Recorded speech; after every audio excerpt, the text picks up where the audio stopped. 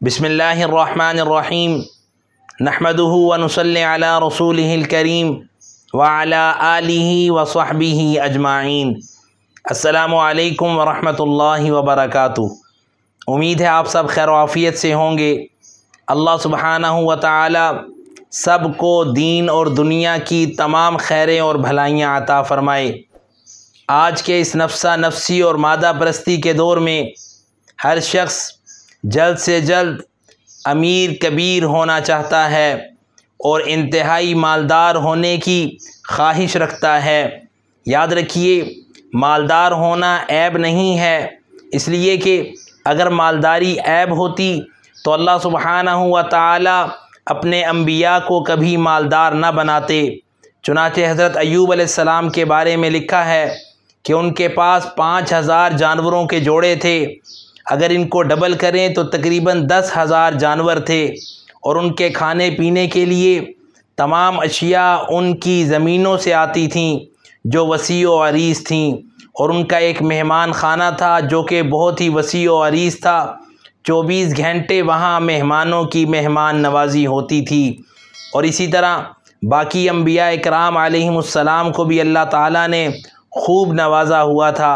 معلوم ہوا کہ مالداری عیب نہیں بلکہ اللہ کی رحمت ہے، البتہ اس رحمت کو کہاں اور کیسے استعمال کیا جاتا ہے یہ انسان کی آزمائش ہوتی ہے۔ اس لیے کہ مخلوق خدا کی خدمت میں اگر وہ خرچ ہو، دنیا میں بھی باعث سکون اور راحت کا سبب ہے، اور آخرت میں بھی نجات اور مغفرت کا سبب ہوگی۔ اس لیے مال کے طلب کرنے کے ساتھ یہ دعا ضرور کریں کہ اللہ تعالیٰ اس مال کو زینت، خوبصورتی اور راحت کا سبب بنائے۔ بہرحال جو شخص یہ چاہتا ہے کہ اسے اللہ رب العزت امیر کبیر بنا دیں اور جلد ہی وہ انتہائی مالدار ہو جائے، اسے چاہیے کہ روزانہ فجر کی نماز کے بعد طلوع آفتاب یعنی سورج نکلنے کے وقت شروع میں 300 مرتبہ درود شریف پڑھے۔ جو نماز میں پڑھا جاتا ہے وہ زیادہ افضل ہے، یعنی درود ابراہیمی، یا اس کے علاوہ جو بھی درود یاد ہے وہ پڑھ لے۔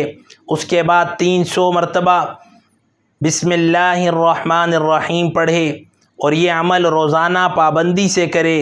انشاءاللہ بہت جلد یعنی سال کے اندر اندر وہ شخص مالدار اور انتہائی امیر کبیر ہو جائے گا۔ اس سلسلے میں ایک ہدایت وہ یاد رکھیں، اگر کسی کو غسل کی حاجت ہو جائے تو اسے چاہیے کہ وہ طلوع آفتاب سے پہلے ہی غسل کر لے، تاکہ روزانہ کا جو عمل ہے وہ اپنے وقت پر پورا پڑھا جا سکے۔ اس لیے کہ اگر بیچ میں ناغہ آ گیا یا پڑھائی میں تاخیر ہو گئی تو اس کا اثر وہ زائل ہو جائے گا، اور شروع سے وہ عمل شروع کرنا پڑے گا۔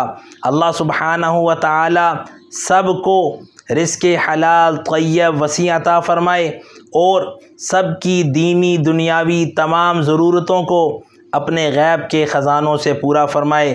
مفاد عامہ اور صدقہ جاریہ کے طور پر سب کے ساتھ اس پیغام کو شیئر کیجیے۔ اللہ تعالی ہم سب کا حامی و ناصر ہو۔